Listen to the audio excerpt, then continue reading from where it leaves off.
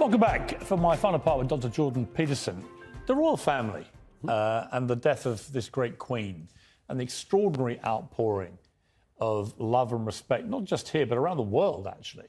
Biggest event of its kind I think I've ever seen. What did you make of it? What do you think of a monarchy in the modern age? Is it survivable? Well, I thought that what happened was extremely interesting psychologically because Queen Elizabeth stood for or embodied a whole set of virtues, which is the right way of thinking about it, that aren't in the least bit fashionable, but in fact, they're the inverse of fashionable in some sense, but are desperately needed. And so you might say humility, dutifulness, careful emotional self-regulation, discretion, the antithesis of narcissism, all of that. And she managed it extraordinarily well for 70 years. And so whenever things go too far in one direction, there's a tremendous unconscious or implicit desire for something that would set it right. And that's what you saw happen. And not only on the personal front, but there's also all the pomp and ceremony, which is also archaic and unfashionable. That was all part of that you Brits managed so spectacularly. That was all. People are just dying for that beauty. What I felt was, I felt like the country, before this happened, 2 weeks before it, felt like the whole country was in a shambolic state, that everything was going wrong in our country.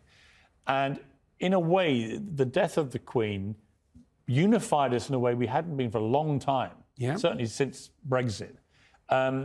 No one was talking about hot-button political issues or social issues.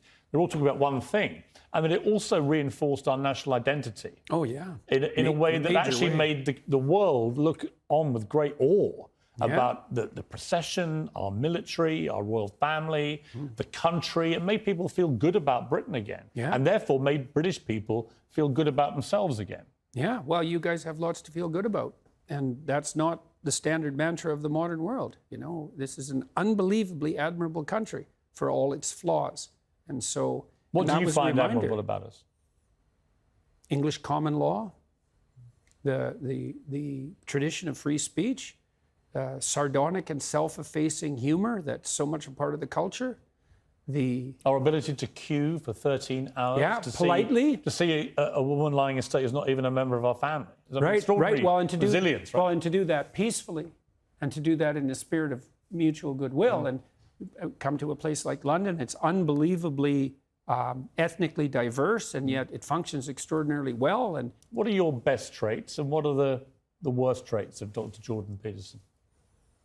Well, I think that it's been difficult for me to optimally regulate my irritation at times over the last few years. And I'm trying to get that right, to figure out what the right, because a lot of things that have happened have outraged me. And then I'm not exactly sure what emotional tone to take as a consequence of that outrage. And that's a very complicated thing to figure out.